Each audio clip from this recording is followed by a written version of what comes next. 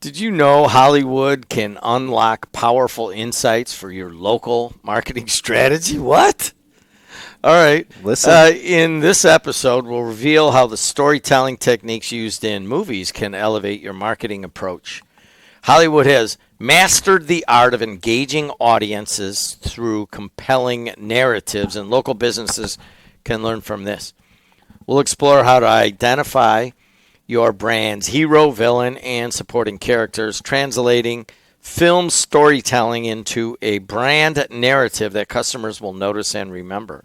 Find out how to harness reliability to make your audience support your business and discover the timeless storytelling structures that can turn your marketing into something unforgettable. Join us on Mastering Local Marketing Podcast as we dive into practical tips that can help you boost your local marketing efforts, enhance brand awareness, and build customer loyalty. Don't miss out on learning how these lessons from Hollywood can be applied to your small business. You're going to love this one. He's Matt Hansen. I'm Jim Diedlow. Jed, hey, just throw him over. We're doing this live, and thank you so much to Jaime for handing me these glasses, and I appreciate that so much better. Matt Hansen is a digital marketing guru. He's been in the business before it was actually a term, digital marketing. And I'm Jim Diedlow. I own Jed TV, Sports Network, and WJOB Radio. We are live on the radio on October 2nd of 2025.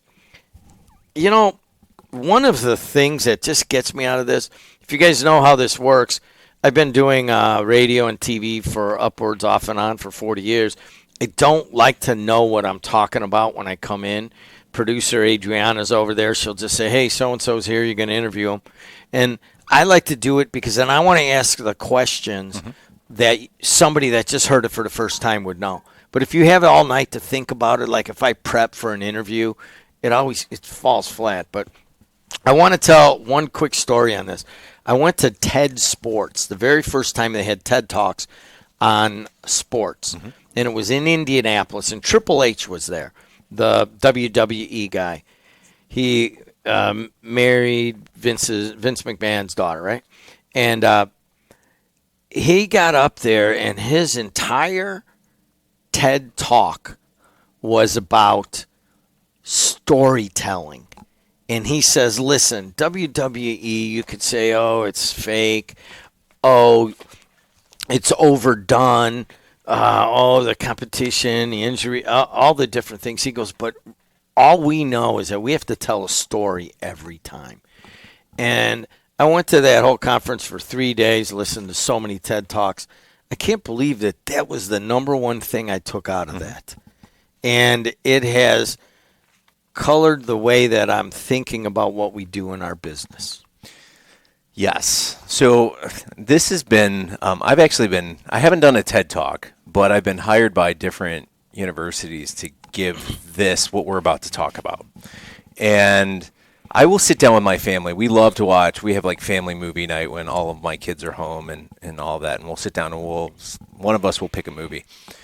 And if you've been in marketing long enough, and if you understand this storytelling that Hollywood does, you can apply it to your marketing as well. And so we're going to get into that today. And really, what we have to understand is there is a process that every single movie, TV show, whatever it may be, it goes through to set up. And it's kind of like this rinse and repeat. And what we do is we need to take that format and apply it to our own marketing and understand it. And I think a lot of people don't do that. So let me take you back, right? So we're watching movies and when we watch these movies, there are certain things that are happening in the movie that if you've been doing marketing long enough, you'll pick up on them, right? And I've been teaching this for years, the whole storytelling, and there's various different things. I always call it like the dropping the keys and all this other stuff. So there are things that happen, and as you're watching the movie, they introduce you to the first thing, right? Which is the main character, something that the movie or the show is going to be about. We can take any movie that's out there, right? And I like to say, all right, well, let's think about, things that are popular right now. So you've got a Spider-Man or an Iron Man. You can go back to the Top Gun movies with Tom Cruise being Maverick and all. Like, we establish the story around somebody, right? And the whole movie, we introduce them. You start to get to know who they are. You know what works for them, what doesn't work for them, and then they introduce this problem that they have. All right, let me guess. You have to have an anti-main good character. Well, of course. And that would be, in common knowledge, is a villain. Of course. There's always a villain in every story, right? So, when you look at your daily life, you have a villain in your story as well, right? It's somebody at work that maybe drives you crazy. It's a competitor that drives you crazy. It's it's a customer that drives you crazy, right? There's some villain out there in every story. So we have our main character, and then we have our villain. And there's this problem that they're going through, right? They're dealing with something, and the villain maybe is the one that is causing it. And this problem just becomes bigger and bigger as they go through the You know whole what story. it is? It's this. Is that what it is? Yeah, so either zip it or there you go. There we go. All right. All right. I won't move as much today. All right, good enough. All right. So so you have the hero, right? That I call it the main character is the hero. And then you have the problem, and then you have the villain. But what are we forgetting? What's the one thing that you always have to have? All right, I've been watching all these children's movies with my granddaughter. And I'm going to say, like, there's always the funny bird, there's the funny donkey, there's the kind of, I don't know if it's I noticed this on every one of these shorter little kids things. There's like princess and her dog, or the prince, if it's about a guy, he has a little caricature that follows him around. I don't even know why they're there sometimes. So they are there. It's what we call the sidekick, right? So it's the sidekick. person That's that is going with them to help solve kind of the problems that they have, right? So this stems back. I mean, when my kids were young, we had Dora the Explorer, and she had kind of the map and all this other stuff that would help her do these things. So the basic premise that we're getting at here is that you have the main character, which we call the hero, you have the villain, you have the sidekick, and you have the problem that the entire movie or the entire show is trying to solve. When we flip this to your business, the hero or the main character is your customer. That customer has problems that they are dealing with. We call them pain points. And there is some villain, something out there that has caused said pain point. And what most companies do in their marketing is they try to be the hero to the main character. And what do I mean by that? They come out and they say, oh, let me tell you how wonderful I am and overshadow you, and you should buy from me to solve your problem. What they need to do is try to be the sidekick.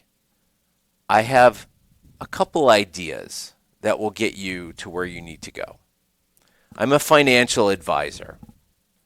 You're struggling to retire by the age that you want to retire from. You should buy my services. That sounds horrible, right?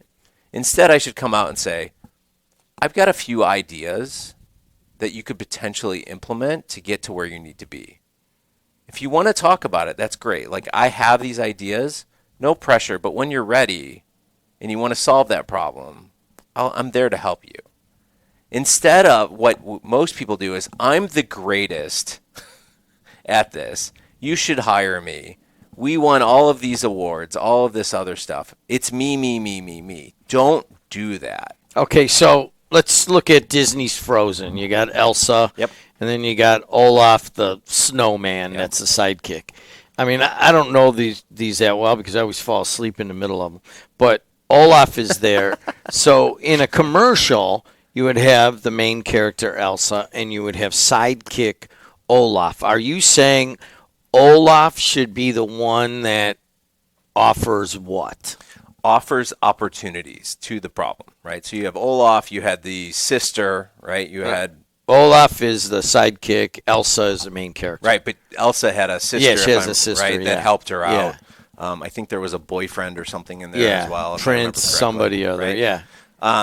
So you have all of these people that are offering opportunities to solve her problem, right? So again, I'm sitting there last night and I'm in an incubator for new startups, and everyone keeps asking me the same question. What's the number one thing you would recommend to somebody that's starting a business? And I tell them over and over and over again, find other people that will help you solve your problems. Don't do it alone. That's what we're saying here, is that from a business standpoint, we are in business to provide opportunities to solve other people's problems. We should not have the spotlight on us. We should not be the hero in the story. Our customers should be the hero, and we should be there to supply the answers when they ask us for those answers. Okay, in a structure, show us how you could structure that around come to my ice cream parlor. Well, I mean, you sell ice cream, right? Yeah. Okay. When you look at that, what's the problem that you're solving? You're looking for a treat. Okay. For your a family. Treat for who? For your family. Yeah. Okay. Is it a one-time thing or is it a nightly thing? No, it's like every few weeks. Okay. So are you a grandfather? Are you a parent? Where are we going? I am a parent that has 3 kids that drive me nuts. Okay. So it's when we look at that, you're not buying ice cream. You're going every couple weeks. You said kids drive you nuts. It's an opportunity for peace, right? It's an opportunity to get out of the house, to let your kids enjoy something. They're going to be happy at that point. Am I right? Yes. Yeah, they like ice cream. Who doesn't? It's an opportunity for escape, right? So if you are, let's say you're a stay-at-home parent and you have 3 kids and they're always driving you crazy and whatever else, it's that one opportunity in the week or every couple weeks that you get out of the house, you get to enjoy the outside, and your kids are going to be in a great mood, and everyone gets to share those opportunities together, right? I can tell you I have 31 flavors, big deal, right? I'm shining the spotlight on me if I say that. We have the best ice cream. We are authentic in everything that we have. It's all of these different things. But no, what we're trying to say is we're trying to identify the opportunities that our customers want, right? What are the pain points that they have? If you're telling me that you take them every couple weeks for ice cream just to get into a different environment, to make them happy, they're always fighting at home, but when we have ice cream, they're enjoying each other. It's a family moment. That's what you're selling, is that family moment, not the ice cream. So you have a 30-second spot. Who is to tell the parent that? Who is that? If it's your commercial, right, and you're going to put it on social or on linear, what do you put in that commercial exactly? So in that commercial should be your customer, right? So your customer is the hero. So you show a picture of a mom and a dad and 3 kids going. Right. So, if you're doing video or if you're doing just a static image, it's the picturesque enjoyment photo, right? So it's mom, dad, 3 kids sitting at a table, maybe little Jimmy has ice cream, on his face, whatever it is, right? Like it's the little moments that you remember eating the ice cream. The ice cream is the sidekick or the side part to the story, but it's part of the environment. It's what brought them all together. Okay. So who's telling the story? Who's the narrator? So from the narrator standpoint, again, we can sit there and tell you how great you are from an ice cream shop. But the narrator is telling the story of, you need a break, generating moments, right? Like, take it back. When you were a kid and you went and got ice cream with mom and dad or whatever, you're on vacation. Like, we didn't go get ice cream a lot when I was a kid, right? I can't even remember, just a couple times because it was expensive. It's expensive. And right? it wasn't a thing then. But yeah. when I think of getting ice cream when I was a kid, I was on vacation and we would get ice cream. It was after a Little League game. Yes. We'd go get ice cream. And it's those moments I remember sitting around with all of the other guys that were on the team, and our parents were off by themselves. But it was that memory I still have to this day of hanging out with the guys, and they used to have the little baseball helmets that you get the Sundays in and all that kind of stuff. Like, that's what I remember. And what we're trying to do is we're trying to tell a story with our business. So what you need to do is build upon that memorable moment, because no one's going to remember the 31 flavors and all the names that are in there, and what the price of the ice cream was, or what they're going to remember is the memory. So that's what we're trying to get through in our marketing, is that what are those memories that we want to create for our customer, and then put that into our advertising. So who's the hero? The hero is always the customer. So you have an issue of chaos in your home. Mm-hmm. And you can be the hero of that chaos by coming to the counter over here in Highland, owned by extended relative here, and who is telling that story? Not me as the business owner, and certainly not you as a hero, because you're watching this. It's actually some other voice, right, some other observer, right? Right. They're not saying from the business, hey, look how great we are. We have so many flavors, and we just upgraded, and you could come here, and we're open at this hours. You're saying, look at that. Hey, you're a little bit tired. A little bit, you need to get out, have an escape moment. The counter can do that for you without saying how great it is. Right. Well, and pick the kids up, let's go. And they might get a sundae, they might get a shake, they might get a scoop. But hey, it's all in for being just a good family moment. Yeah. Come to the counter. Well, I mean, and that's the thing. At this point, your kids are staring at their phones for 7 hours a day, right? You're connected constantly. You're always on your computer. You're always looking at a device. Families are getting separated in terms of not having that connection like they used to, right? Even when I was growing up, I came from a divorced family, and when I met my wife, she's like, "Oh, well, we'll sit down and eat dinner every night." And I looked at her. I thought she was crazy. Like, people do that? And I think it's gotten worse. I mean, we try to do that every single night. Just as a family moment. That's how we catch up with each other. Phones go away, we sit down and we eat together.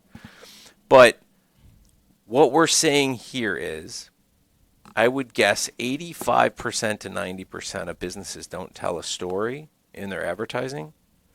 And what they do is they brag about what they are, right?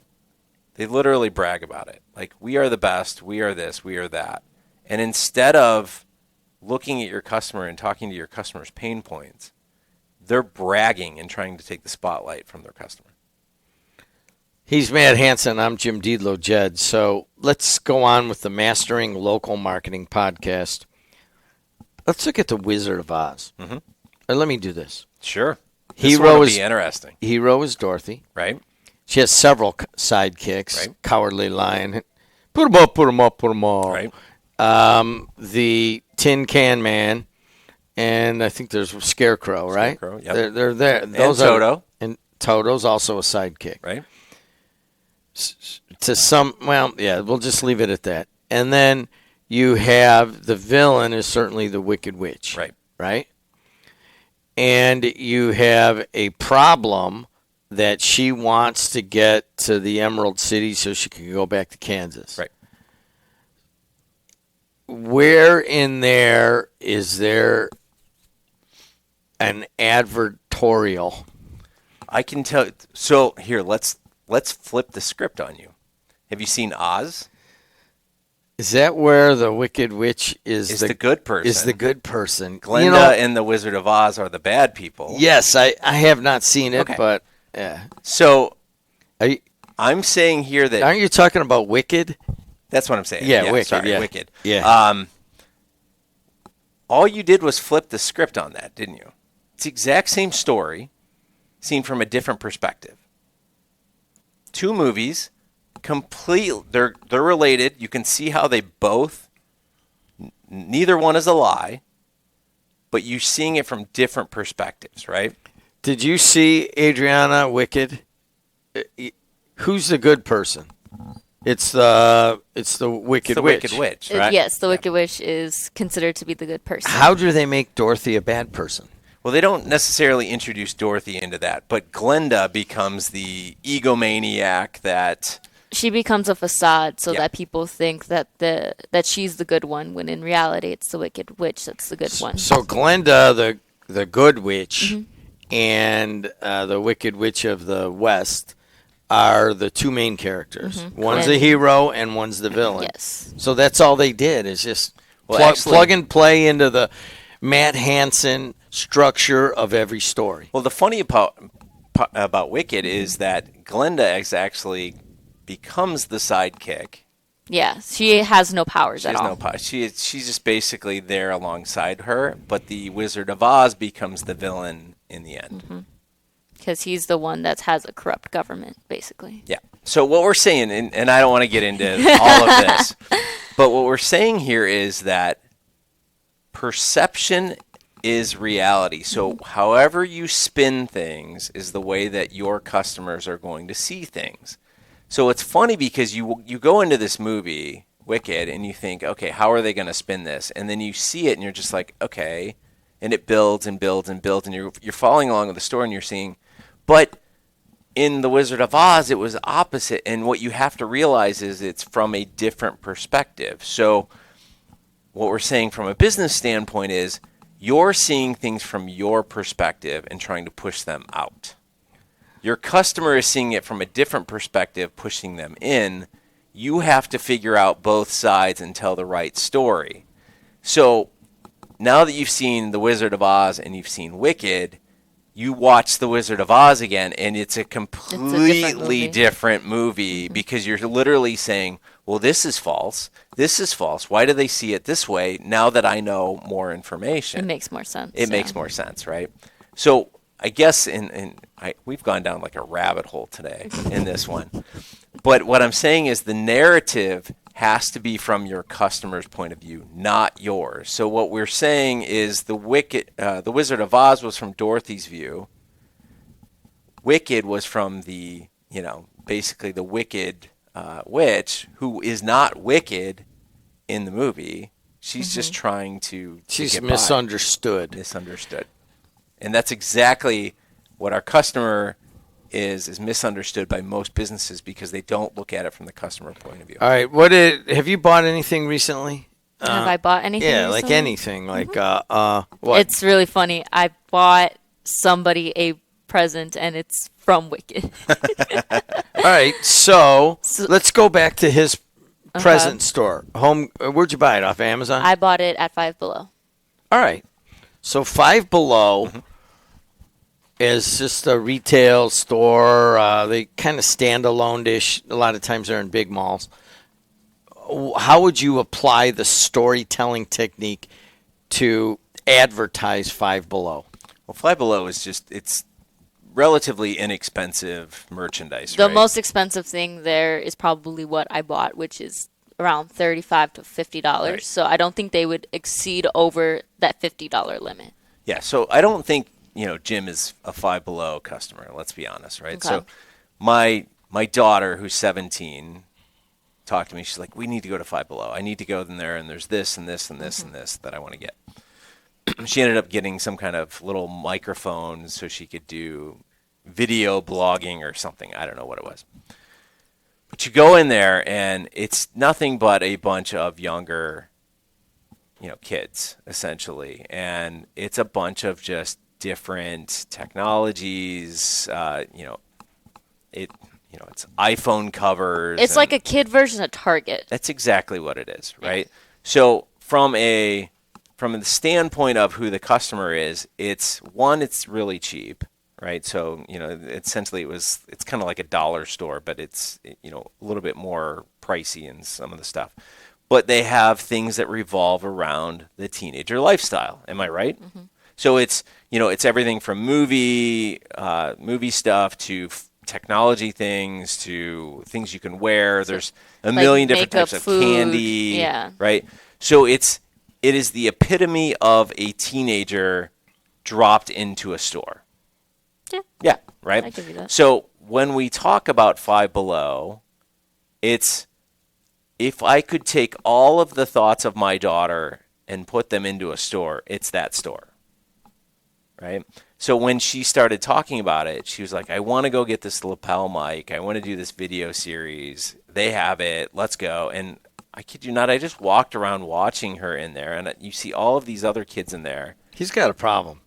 You know that he is always thinking of marketing. Even when you take your kid to Five Below, you're thinking of marketing. Well, it's like doing communications and all that. You watch a movie and you see how they film it. You see how the lighting is, and it ruins movies for you because you're nitpicking every single little thing. Yeah. By the way, well, we'll talk about I know lighting the lighting later. is not the greatest the right night now. is I'm not looking great. at it Yeah, right now. the sun changes, and that's what happened. It went behind a cloud, and now it's not. But anyways, so give me an example, a quick example of a spot you would do for them. So yeah, it's basically you're targeting a younger customer, so a high schooler. It's imagine from her point of view, you could take everything from TikTok or Instagram and put it into a real life location. It's the Wizard of Oz kind of Emerald City, so to speak. You walk in there and it's like, oh my goodness, look at all the fun things that are in here that I can play with. What's the villain to that? The villain to that is the traditional store or the Target for kids. Target for kids. Yeah. Target for teenagers. Right. So, okay, is it the Walmarts, the Targets of the world? Is it the shopping malls of the world? Like, let's be honest, they're not going to shopping malls anymore. That is not where you want to be. But what we're saying is the villain on this stuff typically is somebody that is trying to push other things on them, not listening to what they want, right? So, my daughter with the lapel microphone could have went to, something like B&H Photo and bought some massive like H4n microphone and all this other stuff, which will cost you hundreds of dollars. I think she spent maybe $5-10 on it, and it works. It's fine. It's nothing big. She didn't put a ton of money into it. So you're looking for a price conscious, doesn't have a lot of money, and you open up that door and it's just everything that is for you, right? So it's that Emerald City, so to speak, for teenagers, I guess is the way you would look at it. Script could be something like narrator of, hey, you're tired of going to a massive department store when all you really want is something really cool to take to school, right? Well, think about it in The Wizard of Oz. Remember he said, don't look behind the curtain? I mean, you could literally take that same thing here and say, let's look behind the curtain of Five Below, and you open the curtain and it's everything you've been looking for in one store, but you find it pieced out in the Targets, the Walmarts of the world. Basically. That was really cool, dude. that could be a great commercial right there. Would Right. you like to look behind the curtain at Five Below? Yeah. Here it is. He's Matt Hansen, Digital Marketing. This is episode 79, Lessons from Hollywood on Small Business Marketing. We're going to return to this because it's so interesting, and then you can have movie suggestions for your family movie night. There you go. Thanks a lot, Matt Hansen. Thanks a lot, Adriana. And thanks to you for listening and watching. Mastering Local Marketing anywhere you get your podcasts.